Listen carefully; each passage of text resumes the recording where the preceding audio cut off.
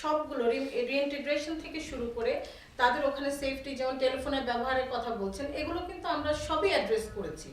এবং আমরা কিন্তু এই যে মধ্যস্বত্বভোগীদের যে একটা প্রতারণা, হ্যাঁ, দৌরাত্ম্য, তারপরে নিরাপদ অভিবাসন, মাইগ্রেশন উইথ ডিগনিটি, এগুলো কিন্তু আমরা এনশিওর করার জন্য আমাদের মাস ডিজিটাইজেশনে আমরা গেছি, যাতে করে এটা কমে যায় এবং আমরা যাতে প্রপারলি সঠিকভাবে তাদের, যেমন চুক্তির যে বিষয়গুলো উঠে এসছে, যা তারা বেতন পাচ্ছে না, এই সবগুলো বিষয় কিন্তু আমরা অ্যাড্রেস করছি। এটার সঙ্গে আমরা যেটা চাই সেটা হলো যে ডেস্টিনেশন কান্ট্রিতে নারী এবং পুরুষ অভিবাসী শ্রমিকের জন্য তার সেবার মানটা বৃদ্ধি করে।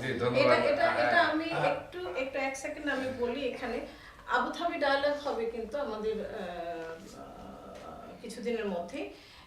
আর আমাদের বর্তমান কলম্বো প্রসেসের চেয়ার হলেন আমাদের মাননীয় মন্ত্রী।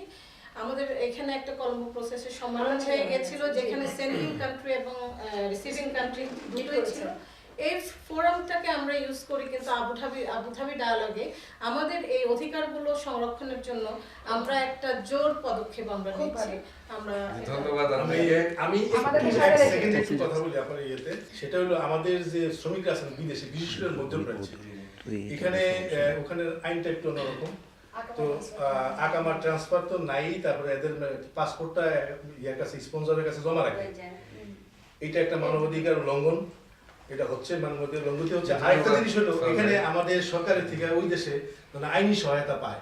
আমরা এই যে এখানে বলতে পারবো না, কেমন এমন কিছু ঘটনা ঘটে যে আমাদের দেশ, আমাদের জাতি জানে না এবং তারা আইনি সহায়তা পায় না, যার জন্য মানুষের বিরাট ক্ষতি সারা জীবন, যেটা সংশোধন করার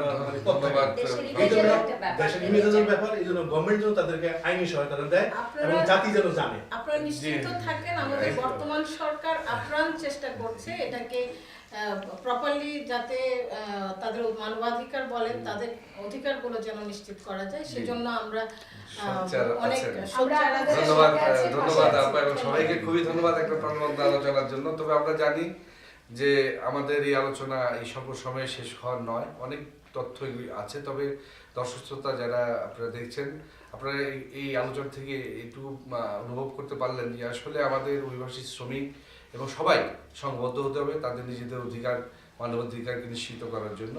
সুতরাং আমরা চাইব যেন সবাই আমরা একসাথে কাজ করতে পারি এবং আমাদের অভিবাসী কর্মী, শ্রমিক এবং যারা অভিবাসী ভাই বোনেরা বিভিন্ন দেশে আছেন তাদের অধিকারকে আমরা নিশ্চিত করতে পারি। ধন্যবাদ সবাইকে। ধন্যবাদ আপনাদের।